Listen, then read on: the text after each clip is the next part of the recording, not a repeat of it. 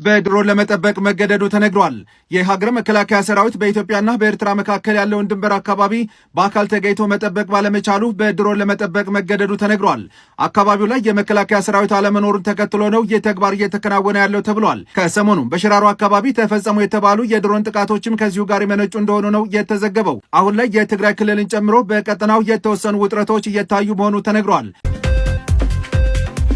አሁን ላይ ከኤርትራና ከትግራይ ክልል የተሰማው መረጃ ብዙዎችን አስገርሟል። ነገሩ በአካባቢው ለሚኖሩ ወላጆች ከፍተኛ ድንጋጤን ፈጥሯል። ከሰሞኑ ሲዘገብ እንደነበረው አሁን ላይ በትግራይ ክልል በርካታ ወጣቶች ወደ ወታደራዊ ማሰልጠኛ ተቋም እየተወሰዱ ይገኛል። በክልሉ ይህንን ለማስፈጸም የወጣው መመሪያ ነው ብዙዎችን ያስደነገጠው። በትግራይ ክልል እየኖረ በዚህ የውትድርና ተግባር ላይ አልሳተፍም የሚል ወጣት ከ10 እስከ 50 ሺህ ብር እንደሚቀጣ ተደንግጓል። የውትድርና እምቢተኝነት ካለ ወላጆች ከ10 ሺህ እስከ 50 ሺህ ብር እንደሚቀጡ በመመሪያው ላይ ጸድቋል። ይህ ጉዳይ በተመሳሳይ በኤርትራም እየተተገበረ ይገኛል።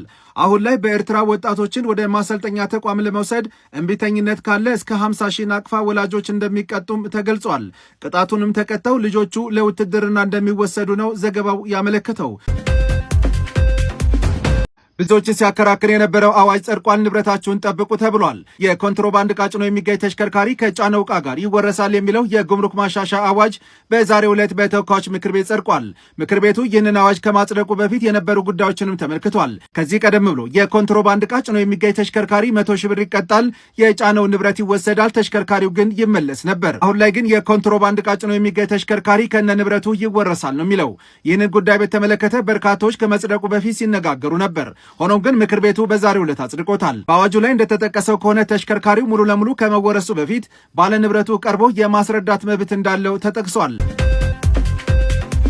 አሁን ላይ ሰበር ዜና ተሰምቷል። በመኖሪያ ቤቶች ጣራ ላይ የፀሐይ ኃይል ማመንጫ እንዲገጠም የሚያስገድድ መመሪያ ተዘጋጅቷል። ይህ መመሪያ ለጊዜው የሚተገበረው አዲስ በሚሰሩ መኖሪያ ቤቶችና ህንፃዎች ላይ መሆኑም ተገልጿል። የውሃና ኢነርጂ ሚኒስቴር እንደገለጸው ከሆነ በታዳሽ ኃይል የመጠቀም ባህልን ለማሳደግ ይህ መመሪያ ተዘጋጅቷል ብሏል። በመኖሪያ ቤቶችና በህንፃዎች ላይ የሶላር ፓኔል እንዲቀመጥ የሚያስገድደው መመሪያ ከሰኔ 30 በኋላ ተግባራዊ እንደሚደረግም ተገልጿል። መመሪያው ሙሉ ለሙሉ ተግባራዊ ሲደረግ አሁን ላይ ባለው የኃይል አጠቃቀም ላይ ከፍተኛ ለውጥ ሊመጣ እንደሚችልም ተጠቁሟል። የአዲስ አበባ ትራንስፖርት ቢሮ ጥብቅ የተባለ መመሪያን አውጥቷል። በዚህ መመሪያ ላይ እንደተገለጸው ከሆነ ትርፍ የሚያስከፍሉ የታክሲ አሽከርካሪዎች ከስራቸው ሙሉ ለሙሉ ይታገዳሉ ተብሏል። በመመሪያው ላይ እንደተገለጸው ከሆነ በተለይም 3 ጊዜ ቅሬታ የቀረበበት የታክሲ አሽከርካሪ ከስራው በቀጥታ ይታገዳል ነው የተባለው። ይህ መመሪያ የወጣው በተለይም ባለፈው ግንቦት ወር የታክሲ አሽከርካሪዎች ከተጠቃሚዎቻቸው ከፍተኛ ታሪፍ በማስከፈላቸው መሆኑ ተገልጿል።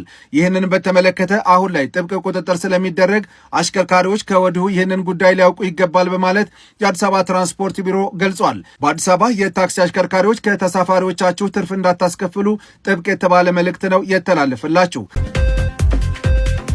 ተከልክሏል። ፍቃድ መስጠትም ታግዷል። አሁን ላይ ይህንን ተፈጻሚ ያደረገው አንድ ክልል ሲሆን በቀጣይ ግን ሁሉም ክልሎችና ከተማ አስተዳደሮች ዘንድ ተፈጻሚ እንደሚሆን ነው እየተነገረ የሚገኘው። የደቡብ ኢትዮጵያ ክልላዊ መንግስት የከተማና መሰረተ ልማት ቢሮ ከተሞችን ለማዘመንና ከአካባቢ ጥበቃ ጋር የተጣመረ አረንጓዴ ኢኮኖሚ ለመገንባት አዲስ ጥብቅ የተባለ መመሪያን ማስተላለፉ ተሰምቷል። በዚህ ደብዳቤ ላይ እንደተገለጸው ከሆነ ደብዳቤው ከደረሰበት ቀን ጀምሮ በማንኛውም ማዘጋጃ ቤት በኩል የጭቃ ቤት ግንባታ ፈቃድ ማጽደቅ ሙሉ ለሙሉ መታገዱ ተገልጿል።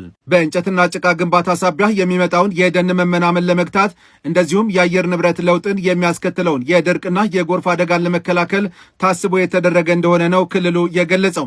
ማንኛውም ግንባታ ከተማን በሚያዘምኑና ደረጃቸውን በጠበቁ ማለትም በብሎኬት በጡብና በተለያዩ በተለይ በተሻሻሉ ቴክኖሎጂዎች መገንባት እንደሚገባ ነው የተገለጸው። ክልሉ እንደገለጸው ከሆነ በሁሉም ዞን ተፈጻሚ እንዲሆን ነው ያዘዘው። በሀገራችን አብዛኛው ቦታ ላይ ቤቶች የሚገነቡት ከእንጨትና ከጭቃ ነው። አሁን ላይ ይህ እየተከለከለ ይገኛል። የእርሱ አስተያየት ምንድን ነው?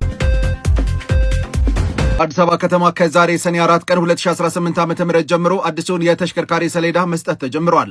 ይህንን በማስመልከትም የከተማ አስተዳደሩ አሽከርካሪ ተሽከርካሪ ቁጥጥር ባለስልጣን መግለጫ ሰጥቷል። በመግለጫው ላይ እንዳመለከተው ከሆነ ለአዲስ ተሽከርካሪዎች ብቻ ሰሌዳውን ከዛሬ ጀምሮ መስጠት ተጀምሯል ብሏል። የቀድሞውን ሰሌዳ በተመለከተ የትራንስፖርትና ሎጂስቲክ ሚኒስቴር በቀጣይ መግለጫ ይሰጥበታል ብሏል። ምንም እንኳን በመግለጫው ላይ ዋጋው በዝርዝር ባይገለጽም የአንድ ሰሌዳ ዋጋ እስከ 56 ሺህ ብር እንደሚሆንም ይህ ሰነድ ያመለክታል። የሰሌዳውን ዝርዝር ዋጋ የያዘው ሰነድ በቴሌግራም ቻናሉ ላይ ተያይዟል። እዚህ ባዮ ላይ ባለው ሊንክ ገብታችሁ መመልከት ትችላላችሁ።